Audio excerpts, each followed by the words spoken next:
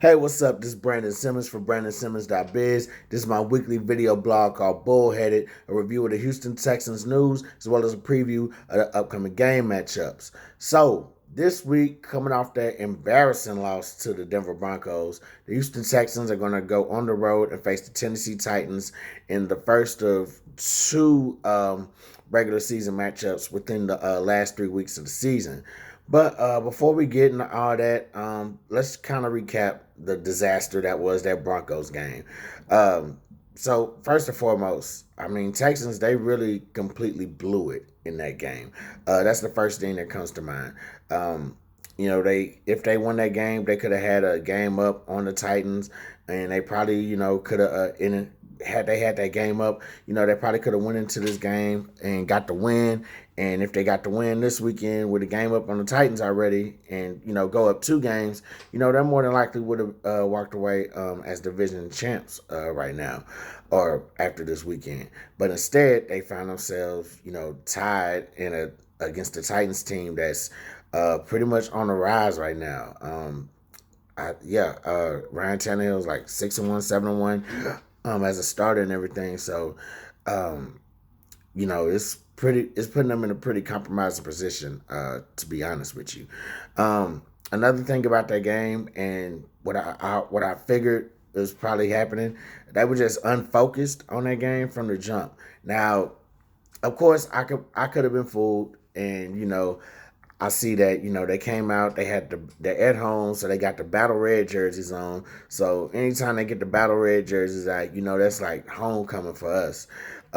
So I mean, I figured they probably assumed that they was really about to do some work, and that's good and all. The problem is you have to actually execute doing such work. If you say you about to go beat somebody down, you say you about to go stomp somebody out. You actually have to put the boots on first to go stomp them out. And Texas didn't even lace them up. So, very bad game on the Texans' part, obviously. Just looking at some of the notes from that game, um, just mistakes all around. Tunsil, it seems like he was addicted to false starts throughout that game. Very bad first half. Obviously, Broncos jumped out 31-3. So, like I said, man, Texans blew it on that game as far as like with their playoff standings, and they were just unfocused from the jump. So it kind of brings me to the title of this particular episode and why I named it that, and that's lessons in leveling up. And right now the Texans, they need to do that. They need to have a couple lessons in like leveling up, and not just leveling up on the teams that they play, but leveling up consistently. Because I'm gonna just keep it real with you, Texans, they've played to the level of the competition this year. Um, Throughout a lot of the games, um, they really played like their opponents. So I'll get perfect example, the New Orleans Saints game. New Orleans down a well, they just came off a loss too, but they're one of the top teams in the NFC. They're coming off their whole NFC Championship debacle that they had. So they're looking to get a little hot and whatever, and so they're still a very high-powered team. Texans go on the road and they almost pull off a victory. They almost pull off the upset over the New Orleans Saints. In the end, they lost it obviously, but still for them to be able to play up to that level, that says a lot. Another example on that would probably be on the flip side of playing up to the level, more so playing down to the level of the competition. It would probably be against the Carolina Panthers. I believe it was like the first game without Cam Newton, and so we got a young quarterback in there. Didn't know what he was doing too much, and they let the Carolina Panthers come in here and beat them like at home. Unacceptable. But going back to the level playing up, they beat teams like the Kansas City Chiefs. They beat teams like the New England Patriots, and yes, of course, the Kansas City Chiefs, they balling out or whatever, but they still got their little issues here and there. And of course, the Patriots, it's the Patriots. Now, I will say that the Patriots are kind of trending downward a little bit, but at the same time, a lot of teams kind of cower to that mystique of the New England Patriots having Tom Brady, Bill Belichick, and all that good stuff. Point I'm trying to make is this: um, Texans, they play to the level of their competition, and really what it comes down to is that's a double-edged sword. So, of course, you play up to the teams that you need to play up to. You play up to the better teams or whatever. You're giving them, and you're going to do that, especially if you're a team that's like the Texans, that's in the middle of a playoff hunt, and trying to secure that playoff standing as well as improve on it. You're going to go ahead when you come across a team like the Patriots or the Kansas City Chiefs. You're going to give them your best shot. You're going to try and knock them out, so you can have a little bit easier of a postseason. However, the bad part about that is when you're playing to the level of your competition like that, or when you're just playing to the level of your competition, you're playing lowly to a bunch of like loser teams or whatever. And you're playing and for the most part, you never know like which team is kind of, straggling or kind of down on their season until like towards the end of the season, where you see a lot of teams, 9 loss, 10 loss teams or whatever, and there's probably a coach that got his job on the line. There's probably a couple of it's probably some players or whatever. Their contracts is on the line, and they're trying to get their stats up. So they want to end the season out with a bang. However that is, whether it's like probably running up their numbers to get their contract incentives, or maybe it's just having a feeling of knowing that they knocked the team out of the playoffs, or they disrupted the team's shot at getting home field advantage or something. So this time of year, teams are playing out their season as much as they can, and it's like, look, we out of the playoffs, but we're gonna make this a little bit worthwhile. So Texans definitely need to watch out for that. If they're gonna play to the level of the competition, in fact, the only level that they need to play up to on their competition is up. They need to play above their competition as much as they can. And they need to do that consistently. The same way they played the Kansas City Chiefs, that's how they need to play the Tennessee Titans. That's how they need to play the Tampa Bay Buccaneers within these last 3 weeks. That's how they should have played the Denver Broncos. There's no excuse for them to lose that Broncos game at all.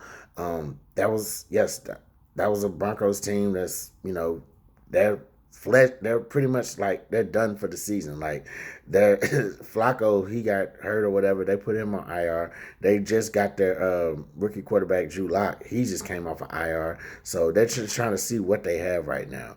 Von Miller, he was like kind of scraggling around. So they're just trying to see what they have right now. They're not doing anything to like make the playoffs at all.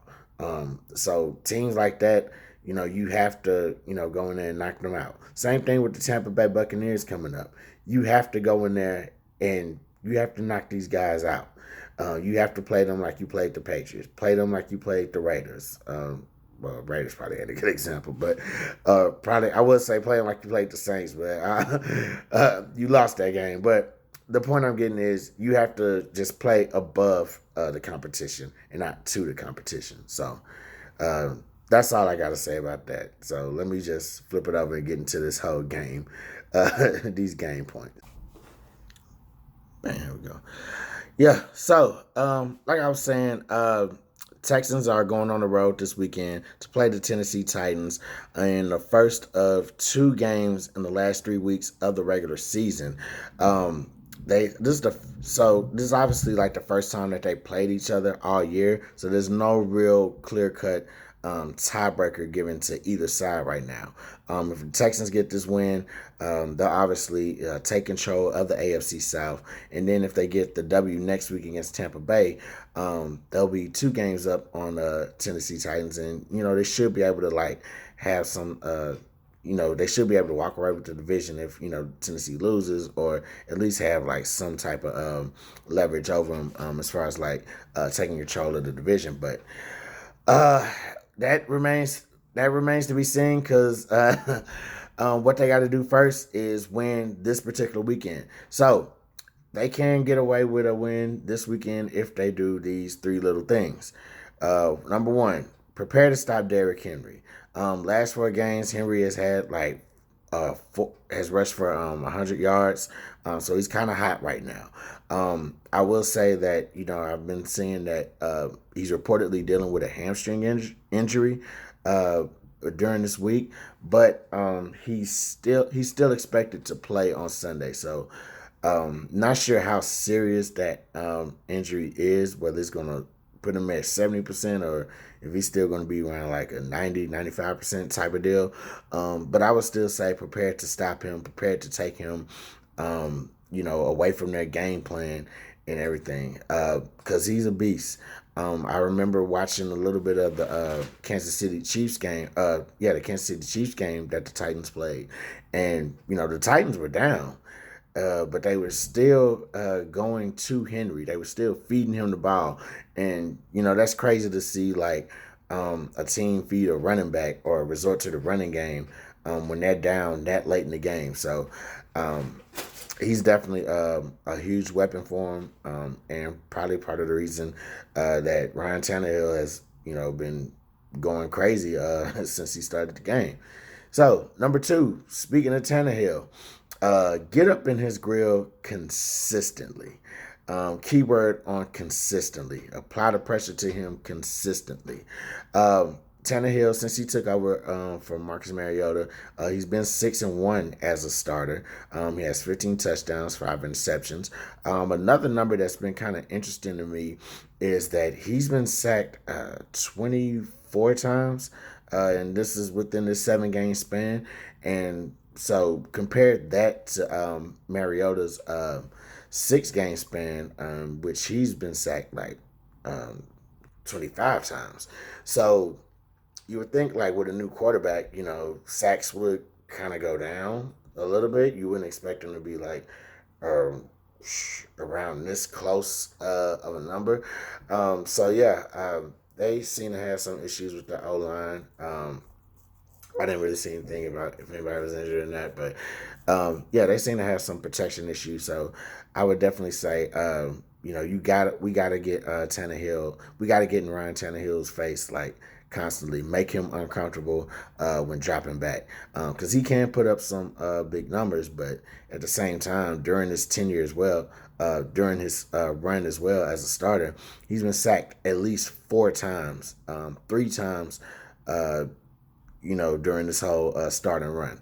So yeah, at least 3 times he's been sacked. At least, there's been 3 games. I don't know why I wrote it like that, but there's been 3 games where he's been sacked at least 4 times since he's taken over as a starter. So, and in fact, I think a couple of weeks ago he was sacked 6 times. So definitely let's get keep putting the pressure on him, force him to make mistakes, to get rid of the ball early, all types. Early as in like incomplete, not no early as in like quick slant. Anyway, let me shut up. Should have got some coffee before this. Anyway, but yeah. Bottom line on that second point, just keep getting pressure in his face. Just keep staying in his grill.